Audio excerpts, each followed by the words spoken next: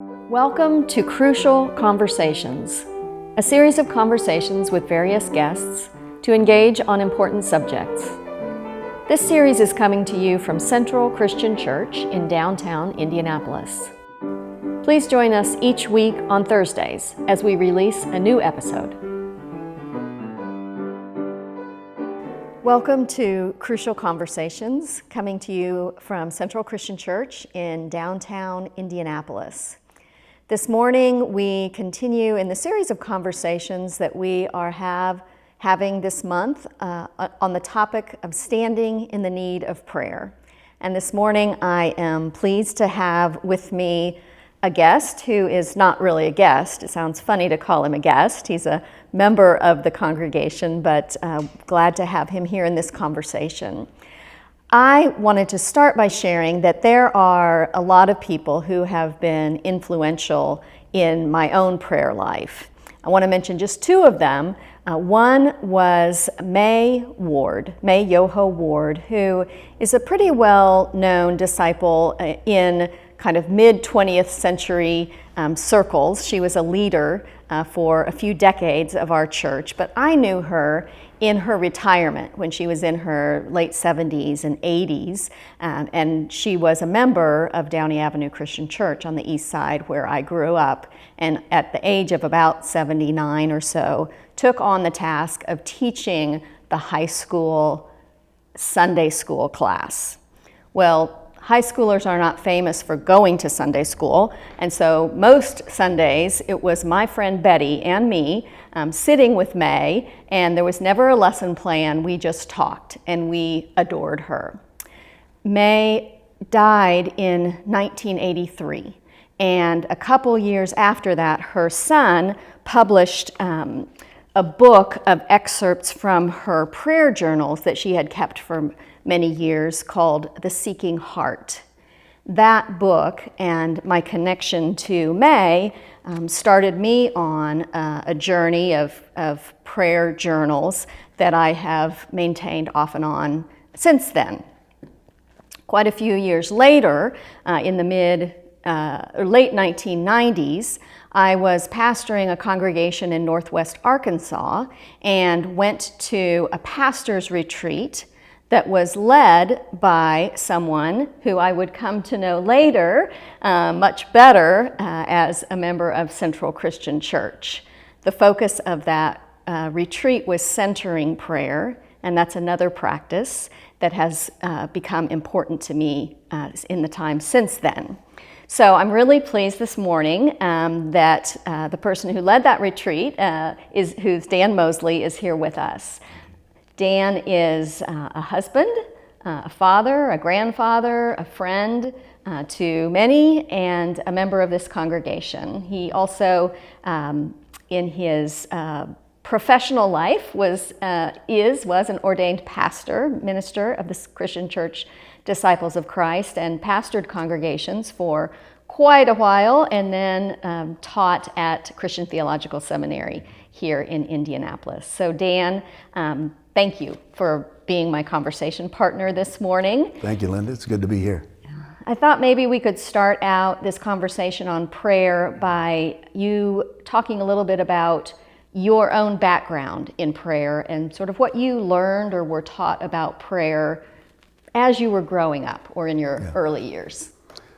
Well, thank you, Linda. And it is interesting to go back and think about what has influenced and shaped my life, as you talked about your own, and at least what is your experience of other people and what they have taught you about prayer.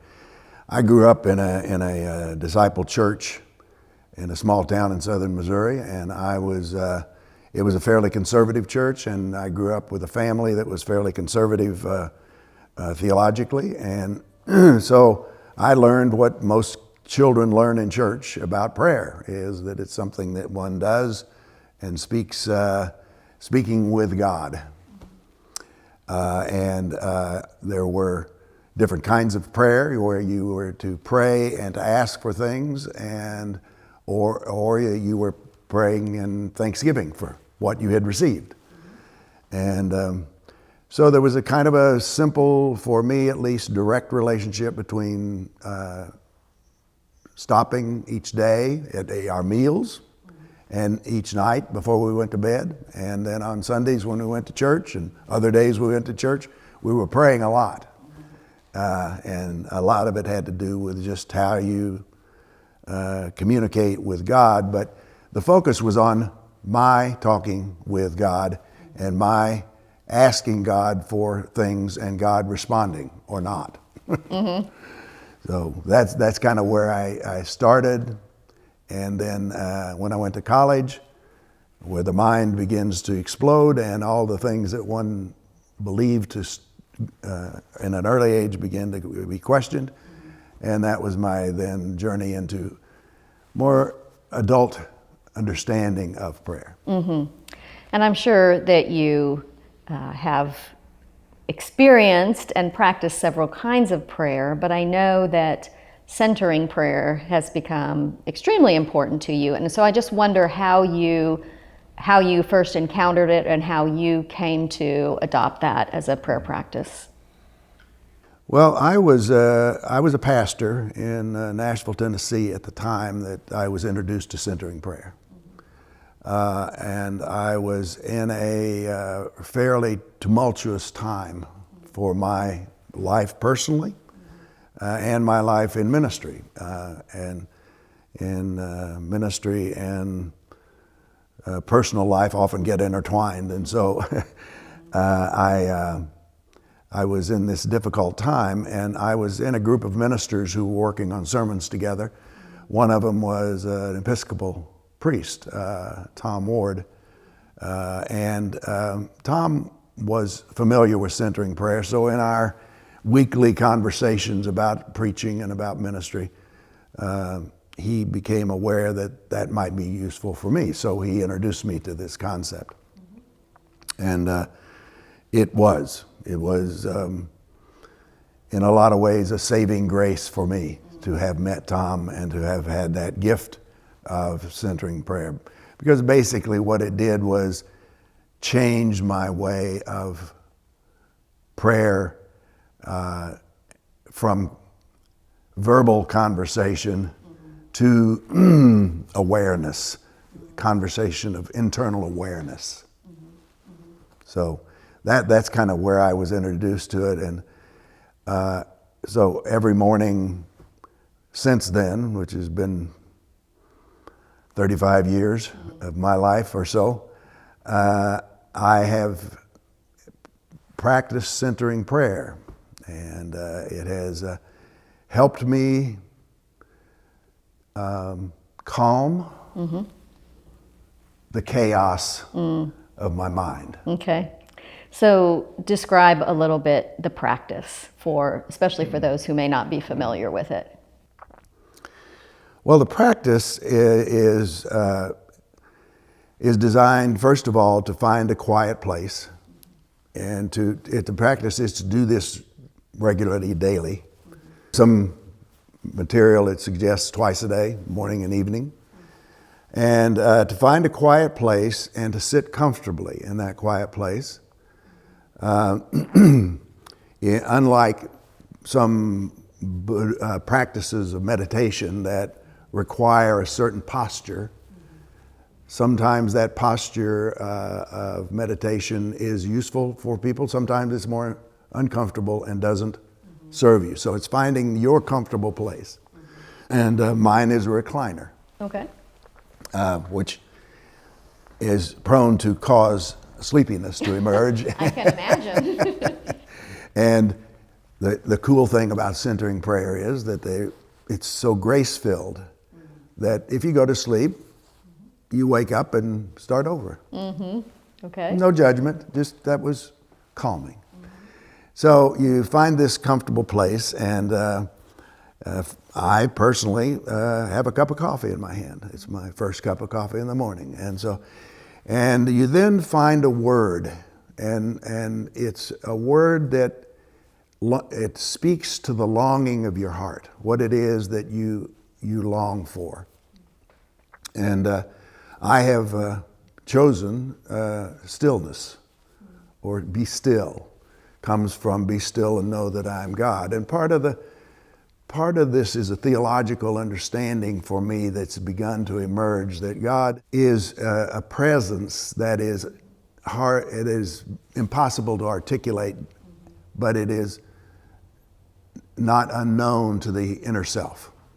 God is that. So I find a word, and my word is stillness, or still. Now, is that your word all the time, or does that word sometimes change for you? It's most of the time. Okay. Because I spend my time doing this, Yes. other words come to me. And then I have to play with those words a little bit. And one other word that has come to me that has been helpful to me, it came from reading a book on theology by Wendy Farley, who was the daughter of a professor of mine. And she talked about God is no thing. That God is not the created, is not created, but creator, and therefore God is no thing. God is other than the thing. And so that word no thing or nothing is an emptying word for me. And what this word, you do is you choose this word and then you bring it into the center of your consciousness and speak that internally. And what that does is it interrupts the circle of confusion that your mind is. It's a pause button. And so, and what will happen invariably is you will speak that word, it will come in, you will center, and then your mind starts off somewhere. The invasion of the mind with ideas about what I'm going to do, what I have done, what I shouldn't have done, what I should have done, comes back. Yeah. And once you become aware that it's back, you speak the word again inside. Stillness. Okay. Be still. Quiet. Nothing. And it comes back. And you do it gently. You don't abuse yourself. Part of what we do to our minds do to us is judge us. Yes. Constantly. Constantly. Yes. We're constantly evaluating things. And so you gently bring this word back so that it's a peaceful thing. It's a restful thing. And then your mind goes off again, and then you bring it back. And so you do this for about 20 minutes. You set a quiet timer. I now know intuitively what 20 minutes is, but you don't need to set your timer anymore. I don't anymore. need to set the timer, no. Unless you fall asleep. Unless I fall asleep, and then I have to start over. But the timer is internal pretty much now, so that you don't have to think about time. How long is it? So that this buzzer goes off, the quiet bell goes off, whatever it is that you have set the timer. And so you do this for 20 minutes. Then and some people, and I have a phrase that I end with. It's a scripture that my mother spoke a lot. And the scripture is, this is the day that God has made, rejoice and be glad in it. So it's the way I then leave that, accompanied by the spirit of the one who taught me a lot about what it was to be a person of faith, my mother. So that's kind of the way it functions. That's how centering prayer does. And it gives me a way of starting the day where I don't start the day with the news. I try not to start the day with the leftovers from the night before or the anticipation of the day ahead. I try to start just quiet in my own soul. So you mentioned thoughts coming to your head and then trying to gently refocus, and the idea of judgment. I know in my own practice of centering prayer, which is not nearly as disciplined as yours has been, that it is so easy to judge myself for having thoughts and and how am I doing this prayer? Am I doing it right? Like, why can't I do this right? So was that part of your experience? Is it still? Have you, grown out of it? Or Well, let's just say those thoughts don't haunt me as frequently. Mm-hmm. Okay. Because I've come to appreciate that there is no right way. Mm-hmm. And that gift of there is no right way to pray has caused me to look at the whole of my life less judgmentally. Wow. There is no right way to do this. Mm-hmm. Driving down here, was thinking of the right way to have this conversation. Uh-huh. And I had to remind myself, it's a conversation. There's no right way to have this. Thank you. And with God, there's no right way to have a conversation with God. And that's because conversation, God, life is grounded in love, which is pure mystery. There is no right way to love. It grows out of the uniqueness of the encounter with that person, who that person is, what's going on with that person in this time, what's going on inside of you. That's all about the mystery of it. So yeah, it was a gift. That gift of centering prayer has spread out into understanding of my own life as being less judging of my own life or the judging of others. Yes, so you found that impacts how you look at other people as well. Right, exactly. And again, not all the time. Mm-hmm, yes. I can be as brutal in my judgment of myself or somebody else as I ever have been. Yeah. So it's again there's no foolproof or permanent fix. Mm-hmm. For being human. For being human. We're going to stay human. We're going to stay human. So it's how to be human in a more grace-filled and maybe less tense way. Mm-hmm. Maybe that's even healthier if we are less tense all the time. Mm-hmm. Mm-hmm. Yeah, I think it would be. Yeah. Yeah. How do other kinds of prayer operate in your life now? I mean, are some of the others, like the speaking prayers, the thanksgiving, or the petitions, do those also find expression in your prayer life, or? Well, my prayer life is more varied now than it was growing up. Mm-hmm. Speaking my truth is an important thing for me to do. Not just thinking my truth, saying it out loud or saying it consciously structuring thoughts about my truth. Helps me know my truth. Right. So it is important, I think, and this is especially the case when I'm distressed. Yeah. I need to get in touch with what is the distressing thing and being able to speak that. Mm-hmm. My thoughts about prayer, intercessory prayer, for example. What does it do? Does it, is there an object out there who a God, a reality that listens and then responds particularly to that situation? Mm-hmm. I have less commitment to that understanding, mm-hmm. and more commitment now to the understanding that God is the essence of creative energy, the origin of existence. God is internal in me and my origin. When I pray as I get up from my prayer each day that this is the day that God made, this is the day I have, is what I mean. This is the day my internal God is present in my breath. And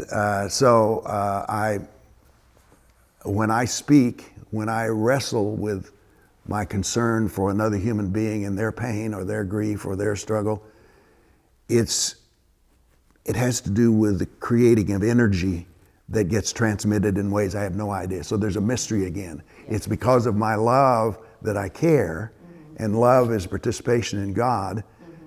And I don't know how it works beyond that. Right, yeah. So there's a lot of unknown. Uh-huh. And that's what happened to me mostly getting older in my life. The older I got, the less I knew. Uh-huh. And then pretty much now I'm not sure what I know, and I'm pretty much open to what anybody else knows, and how it comes for them, that's good. But if love is at the center of it, and that is a mystery, again, there's no right way, as you said earlier, and so intercessory prayer may have an impact we don't know. Absolutely. Because it's mysterious. Absolutely.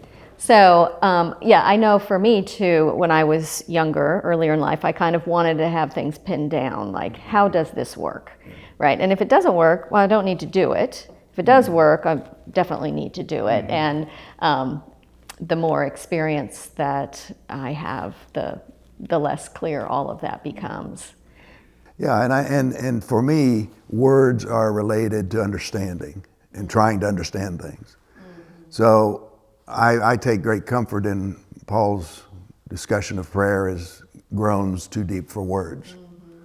That there is, that somehow the energy that is God, that creative energy in the world, resonates with groaning and crying too deep for words. So the wordless prayers, the wordless grunts and groans, do something, I don't know what, and I've given up thinking I can know. Right. But I have to do them. So it's coming out of the God that is inside of me, that is me, the energy that is me. I think it also speaks to just sort of the complexity and the mystery of the human being. Self, yes. Because, we are talking about centering prayer, which is beyond words, and yet you also say it's really important to use words so that we know what we think and feel. Yeah. For me, preaching, that is a big part of preaching. Right. Guessing Yes. It probably was for For you. me It's like, too. well, what do I really think about this? Well, I have to stand up and say something to a group of people, so I work out a lot of my own theology and spirituality in as I prepare. Absolutely. But it also, I think, the humility that this generates, trusting that there's something in the encounter.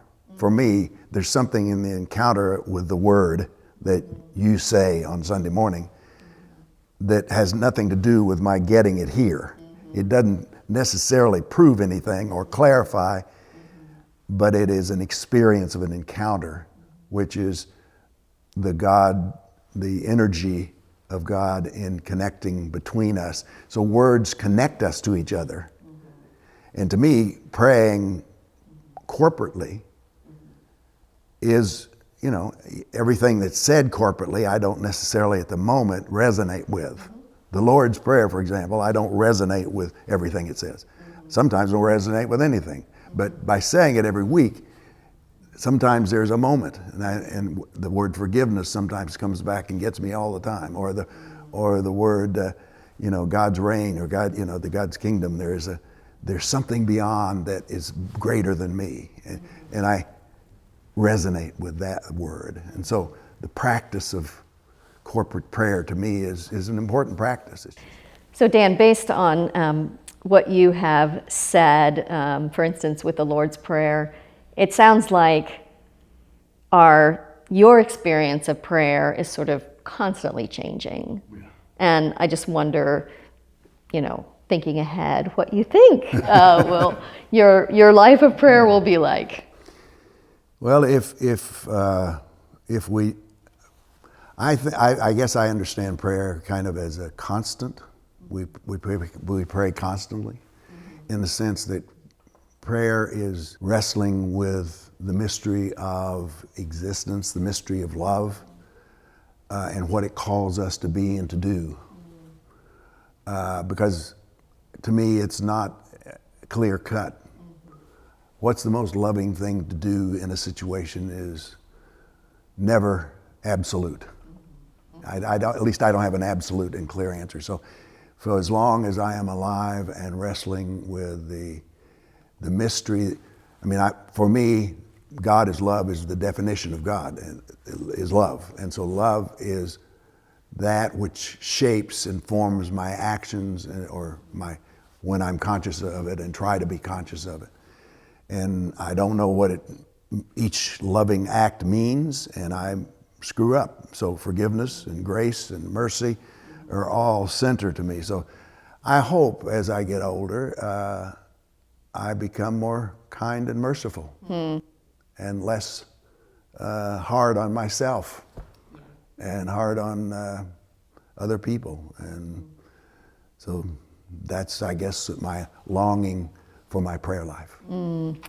Yes, in our previous episode, I talked a little bit about how what prayer helps us connect with God, and that sense that we are okay, that we are worthy of love, we are enough. In the face of all these messages that we're bombarded with from the rest of our culture and society about how we measure up or don't. Yes.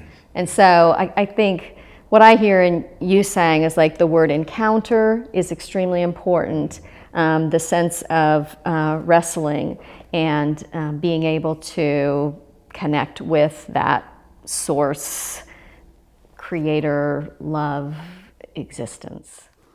Yes, a nice handful to live with for the rest of your life. It should keep you busy. Yes, it will.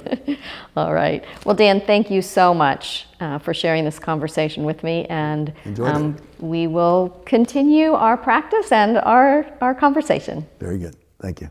And thanks to all of you for joining us.